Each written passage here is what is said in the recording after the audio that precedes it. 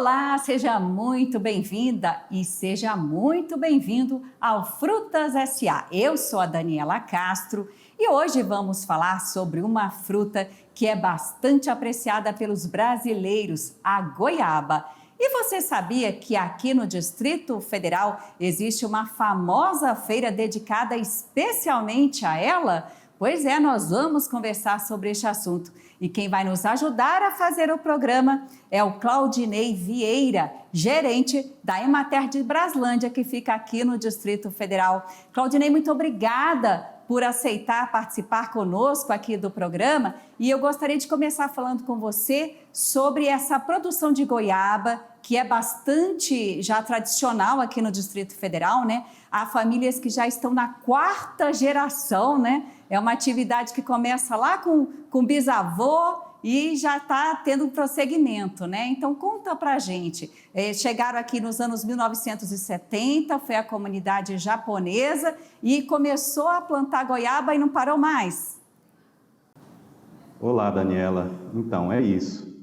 A goiaba tornou-se tradicional, né, assim como o morango, aqui na região de Braslândia, e foi introduzida pelos japoneses que trouxeram essa cultura de fora aqui para a inauguração da capital, e a partir da década de 70 ela tornou-se uma cultura tradicional e ganhou fama assim no cenário do Distrito Federal a partir do final dos anos 2000, 2006, 2007, até que a partir de 2013, 2014, começou a vislumbrar aí a realização de uma festa, e de 2016 para cá ela acontece todos os anos, até que agora em 2023 a gente realizou a 8ª edição aí da Feira da Goiaba para poder celebrar um pouco o sucesso dessa fruta aqui no Distrito Federal.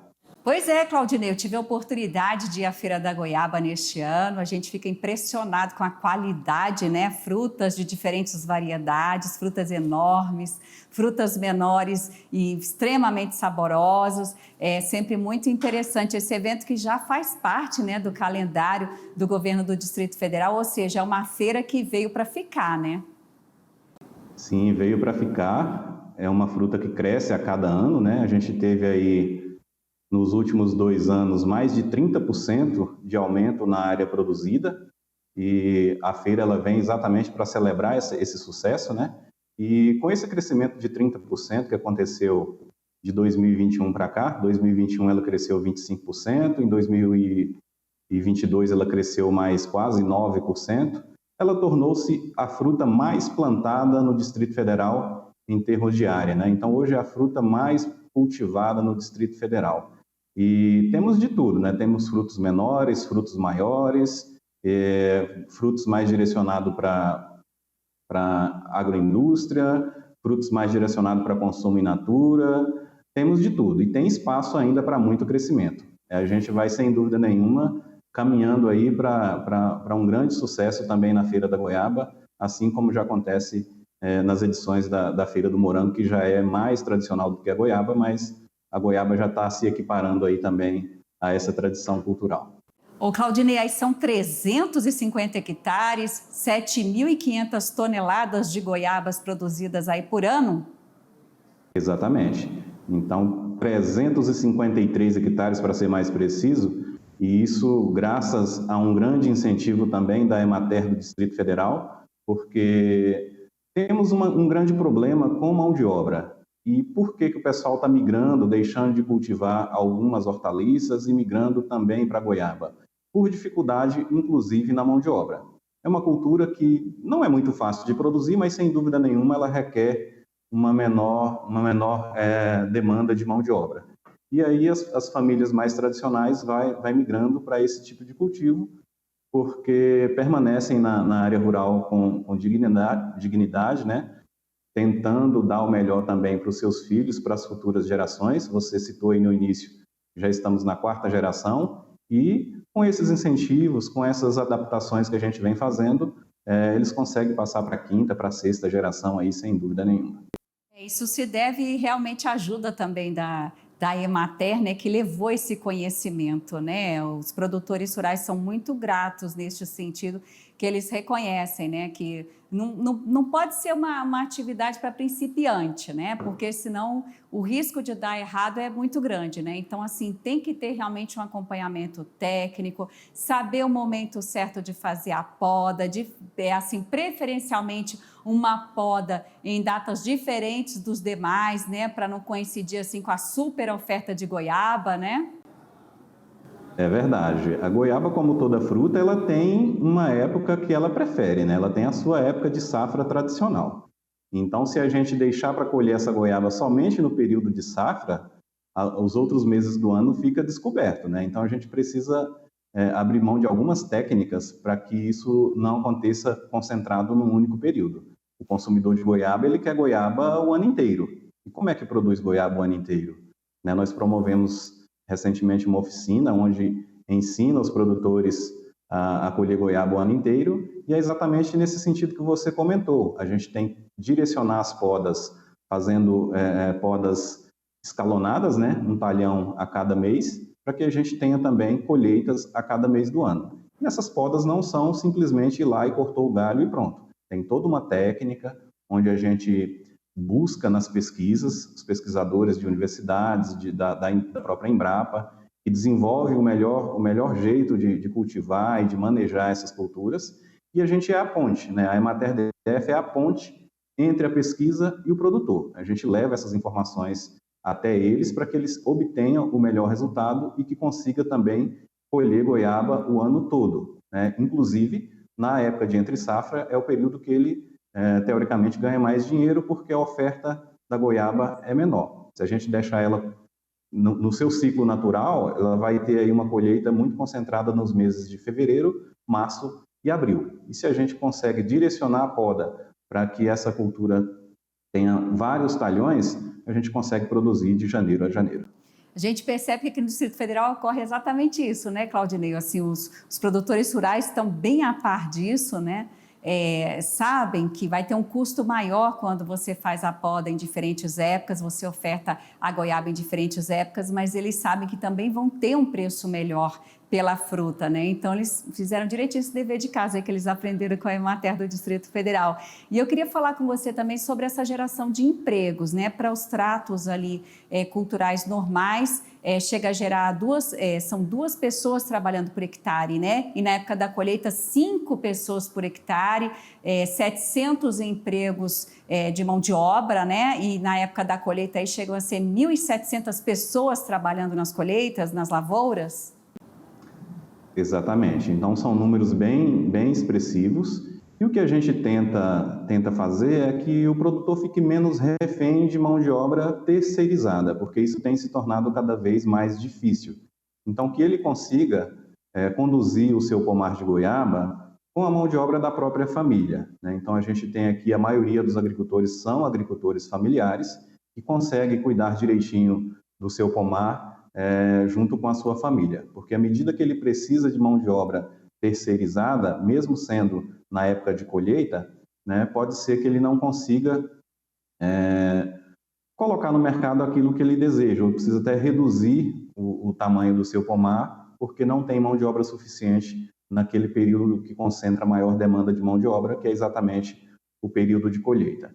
Então, a gente tenta fazer uma adaptação para que ele tenha também outras culturas, mas quando escolhe pela goiaba, que ele, com a sua própria família, tenha condições de fornecer mão de obra suficiente para conduzir essa lavoura o ano todo. Então, são técnicas, são ajustes, escolha da variedade, escolha do local, tratos culturais, controle de pragas e doenças e também a escolha da mão de obra, claro que é muito importante para que ele consiga conduzir aí o seu pomar de goiaba com sucesso.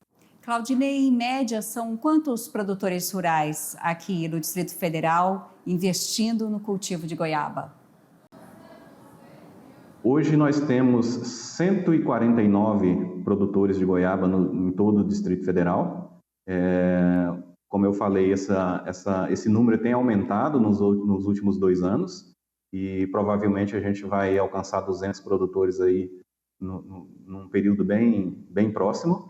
E esses 149 produtores, 96% deles estão concentrados aqui na região de Braslândia. Então, é um polo, de fato, produtor de goiaba, e alguns de outras regiões administrativas do Distrito Federal já vieram aqui para buscar algumas informações. Isso tem se alastrado também para outras regiões, e a ideia é essa mesmo, é de difundir a cultura do goiaba para o DF todo. Braslândia é uma região relativamente pequena, ainda tem espaço para crescimento, mas a gente quer que outras regiões também consigam alavancar no cultivo dessa fruta que é tão importante no cenário do Distrito Federal e até mesmo no cenário nacional. Sem dúvida, eu tenho um dado aqui, é verdade que gera uma receita de 11 milhões de reais por ano aqui para o Distrito Federal, a produção de goiaba?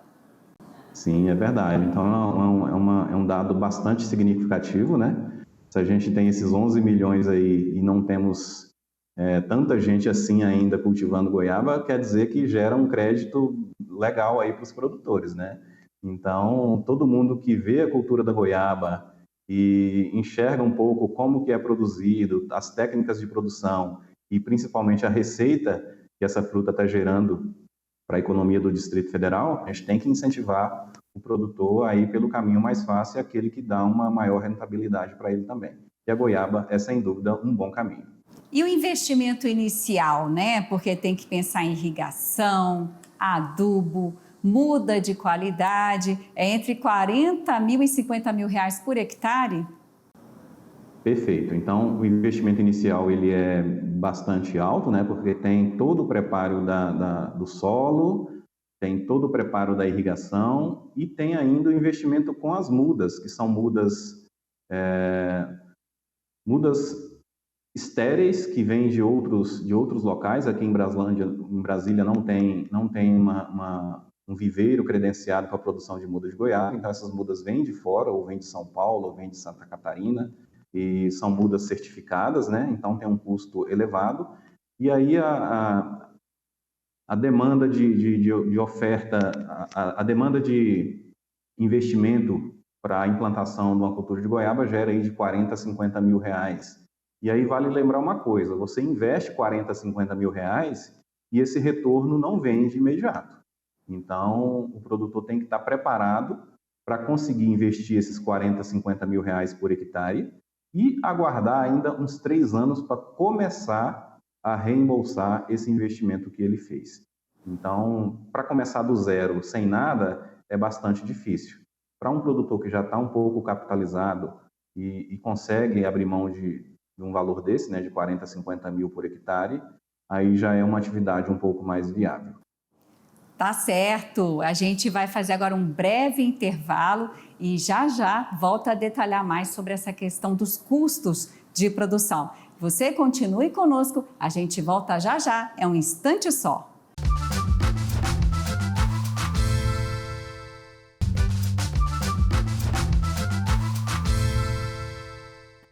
Olá, eu não disse que ia ser rápido? Estamos de volta com Frutas S.A. E hoje estamos conversando com Claudinei Vieira, que é gerente da Emater de Braslândia. Claudinei, você deixou informações aí muito importantes para a gente no primeiro bloco, que eu gostaria de detalhá-las agora com você, né? Sobre essa questão do investimento inicial, que não é barato, né? Para ter aí um hectare de goiaba entre 40 e 50 mil reais, e você falou um pouquinho sobre a questão das mudas que vêm de fora, essas mudas de qualidade. Eu fiquei sabendo que tem muda que chega a custar R$25? É isso. Então, uma boa parte do investimento inicial se dá através das mudas, né? É claro que o projeto de irrigação não fica barato, a própria estrutura de correção do solo também não fica barato, por isso que tem essa variação de 40 até 50 mil, porque uma única muda pode te custar aí R$25 no custo inicial. Então, é um investimento considerável e o retorno demorado, né? Se a gente compara com outras culturas que têm um retorno aí de 3 a 4 meses, você já está reembolsando o investimento que você fez, na fruticultura isso é um pouco diferente, né? É um investimento a longo prazo.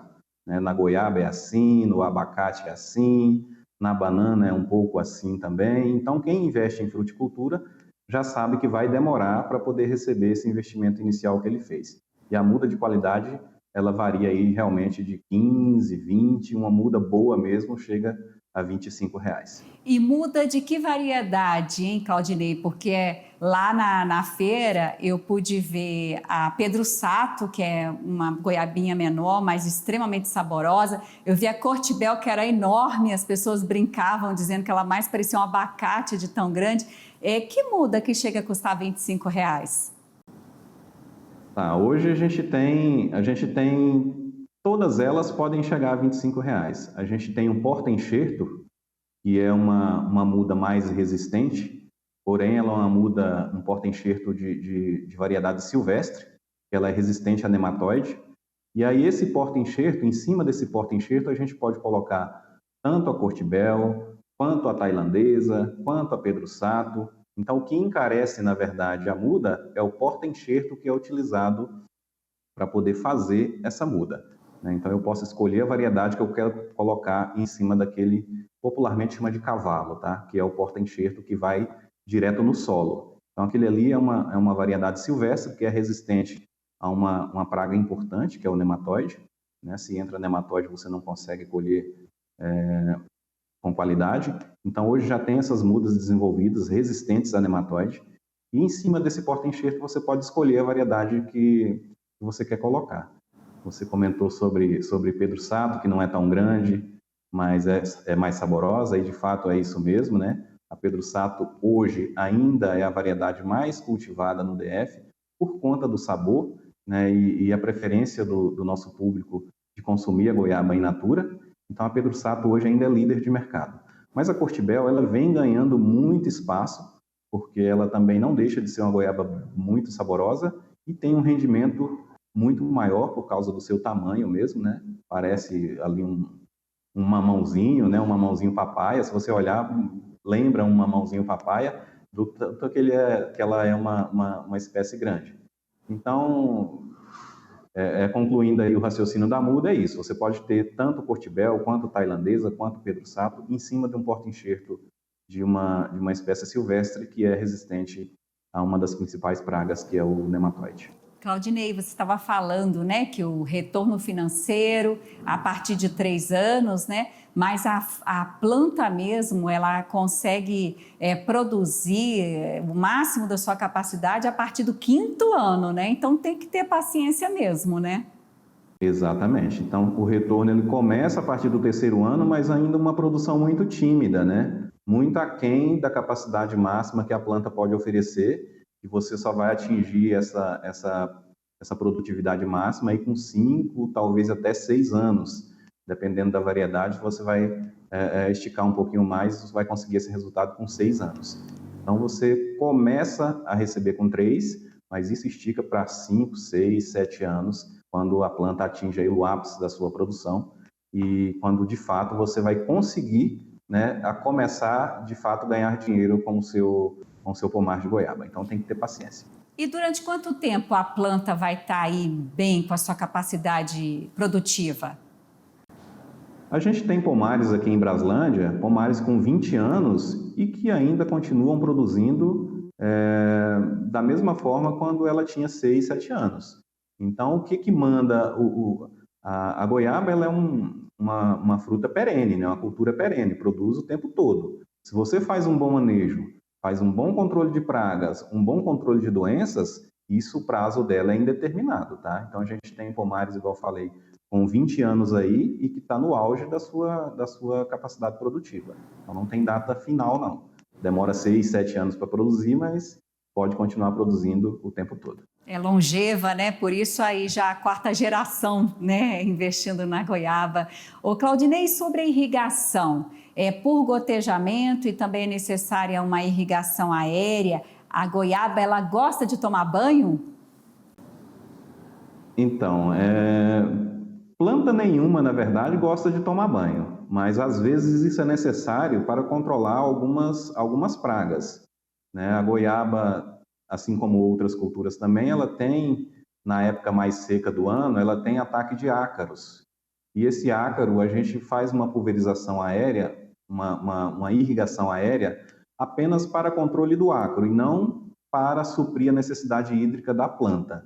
A necessidade hídrica da planta a gente faz com gotejamento ou com microaspersores. São irrigações mais localizadas, que ficam ali no pé da planta, e não necessariamente tem que molhar a folha. Esse controle de molhar a folha é mais para controle do ácaro e não é para fornecer água para a planta, tá? Então, uma pequena diferença aí. Quando a gente vê alguns aspersores molhando a folha da goiabeira, não é para irrigar a goiaba que a gente está fazendo isso. A gente está fazendo isso para poder tentar controlar um pouquinho de uma praga que é importante também, que é o ácaro, principalmente na época de seca. Na época chuvosa, a gente não tem essa preocupação. Importante, então, a sua explicação, Claudinei, porque quando a gente vai para campo, a gente ouve muito essa crendice, então, no sentido de que a goiaba ela precisa tomar banho para ela ser produtiva. Então, não é. Depende se ela está ou não doente, né? Ou seja, olhe o seu pomar, consulte, né, o seu engenheiro agrônomo, chame a Emater para dar uma olhada, né? Porque, então, não é para todos os casos que ela vai querer tomar esse banho, né? Não é para todos os casos, né? A ideia, de fato, é não dar esse banho nela. A gente só vai dar o banho nela caso seja necessário. E aí essa avaliação, se o produtor não tem segurança de fazer essa avaliação, pode, de fato, convidar um técnico da Emater, né? Um dos nossos técnicos que assiste aí o DF todo. Nós temos 15 escritórios espalhados em todo o Distrito Federal, temos acesso a praticamente 100% das propriedades. Então, quem ficar inseguro se deve molhar ou se não deve molhar, quanto molhar, quando molhar, pode convidar a gente, que a gente tem o maior prazer de assisti-los, e a maioria deles sabem disso e já convida a gente para fazer parte dessa história também.